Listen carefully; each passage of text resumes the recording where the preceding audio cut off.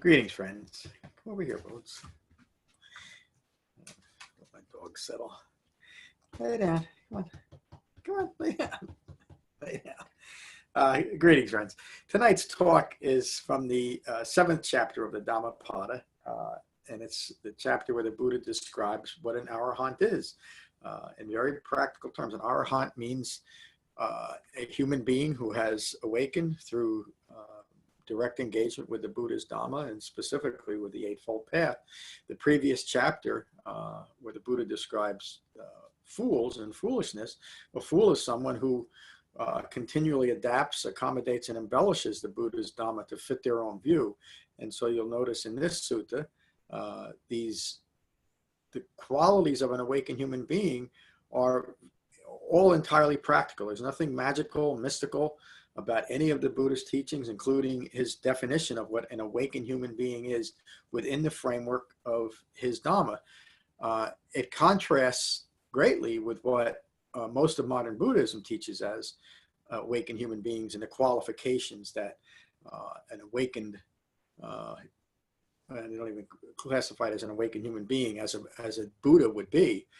And most of those qualifications, beginning with the nonsense of remembering past lives, and all the other qualifications that are often put on awakening in the awakening process. Another one would be that it takes endless eons. And the Buddha didn't teach any of those things. He taught to completely discount even the thought of past lives or future lives or any type of establishment in any non-physical realm, whether it's past, present, or future. He simply taught a very specific Dhamma for any human being who wished to awaken according to what the Buddha describes as awakening, could do so in his present lifetime. So this is a chapter in the Dhammapada where the Buddha describes very clearly what that is. Lay down, come on. Oh, just lost my page.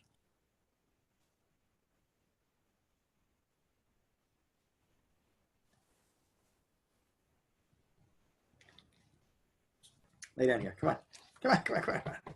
There you go. From the 7th chapter. The Arahant, the perfected one, who has completed the Eightfold Path. The Eightfold is in parentheses, but the only path the Buddha ever taught was an Eightfold Path, not a Bodhisattva path or any other, or a chanting path, an Eightfold Path, who is free of disappointment, who is free of all worldly entanglements, has abandoned the fever of passion. That's the Buddha's first description of an awakened human being. Free of disappointment, free of worldly entanglements, and free of the fever of passion. Of course, anybody can achieve that. Those who abandon clinging do not accumulate and do not overindulge with regards to food, whose purpose is understanding and unbound freedom. They cannot be tracked like the birds in the air. It's an interesting line. It took me a little bit of thinking and a little bit of investigation what that means, that we can't be tracked but like a bird in the air. It simply means that this is not something that another person can even direct except only in a general way. In other words, it's a completely internal Dhamma. There, no teacher, no human being, you want to believe in mystical teachings, no God or Deva, any kind of disincarnate being, absolutely no mind-to-mind transmission like one of the major schools teaches. It cannot be tracked. In other words, an individual has to develop this for themselves. A teacher and following the Dhamma will take you there, a teacher who's actually studied the Buddhist teachings, but everything is done internally by the individual. And the great power that's in that, the great freedom, is that it's entirely up to me as the Dhamma practitioner whether I'm going to achieve this that the Buddha says is entirely achievable or not. The Buddha continues. Those whose fetters are destroyed, the fetters, briefly, fetters refer to, in a general way, something known as also the 3 defilements of greed, aversion, and deluded thinking. Those whose fetters are destroyed and are not attached to food, whose purpose is understanding and unbound freedom, even their path cannot be tracked like the birds in the air. All beings hold dear the wise who know restraint, like a charioteer restrains a horse. All beings hold dear the wise who has destroyed pride, greed, aversion, and deluded thinking. The wise, and the Buddha is describing wisdom in the terms of awakening too. This is the wisdom of an awakened human being, and it needs to be applied in this very specific way. The wise, the Arahant, like the earth itself, resents nothing. What a beautiful line. Like the earth itself, it's as resolute as a stone pillar in the Dhamma. Their mind pure, concentrated, refined, is free of worldly entanglements. Again, another reference back to ending I-making and clinging a self-referential view to the objects, events, and views of the world. Calm thoughts, calm speech, calm deeds. The Arahant, truly knowing the Four Truths. What an important line there. Another definition of an Arahant is truly knowing the Four Noble Truths. I spent many, many years in so-called modern Buddhism, and looking back, it's surprising how very, very little reference there was to Four Noble Truths, and certainly to the Eightfold Path as a path. In fact, even when it was mentioned, it was usually mentioned in the context of the Heart Sutra and the Lotus Sutra, where both sutras teach to discount and dismiss the Four Noble Truths, the Eightfold Path, an understanding of five clinging aggregates, where it is central. And as the Buddha is saying in this sutta, that an Arahant truly knows the Four Noble Truths. So if you dismiss it in importance or ignore it completely, you cannot develop awakening as the Buddha teaches awakening. You can achieve certain things in these modern lineages, but what I found out, the modern Buddhist teachings kept getting me more and more confused and frustrated. They weren't leading me to a calm and peaceful mind, and certainly not an understanding of the timeless truths of the Four Noble Truths. Truly knowing the Four Truths, this one is perfectly tranquil and wise.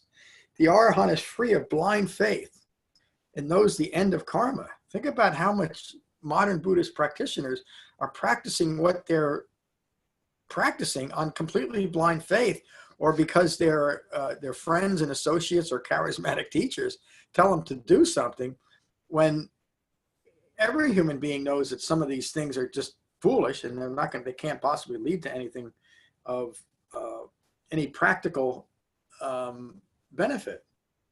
And again, as the Buddha teaches, if we're doing something to gain a benefit in the future, that's contradicting what the Buddha teaches. So again, even if we follow it on that notion, that's blind faith, that if I do a million chants or a million vows or do this and do that, in another lifetime, I'll reap the benefit. Again, that's a complete contradiction to what the Buddha teaches. Having abandoned, and again, just to make that point now, for me to do something now with the hope and the wish and a blind faith that in the next 5 minutes or the next 5 lifetimes, I'll reap the benefits, that's the essence of greed, isn't it? It's the essence of clinging to a belief. Having abandoned the fetters, the cause for suffering has ceased. Just like that, having abandoned the fetters, having abandoned greed, aversion, and deluded thinking. If my Dhamma practice is based on greed over what I can accumulate or accomplish, I haven't abandoned any of the fetters, have I? Having abandoned the fetters, the cause of suffering has ceased. This one is the most excellent of people. Inspiring indeed is the Arahant's dwelling, whether village, forest, or mountain. Inspiring are the quiet spaces where worldlings find no pleasure, only peace. Now the Buddha is talking about how an awakened human being, an Arahant, sets the stage for other people to develop awakening by following that example and by entering that space that an Arahant holds for other people. That's a true bodhisattva, but it's bodhisattva that has awakened, not as a Buddha describes himself prior to his awakening, as an unawakened bodhisattva. Inspiring is where Arahants, free of passion, rejoice from abandoning chasing sensual pleasure. Another important line. How do I know I'm awakened? When I rejoice from abandoning it, chasing after sensual pleasure.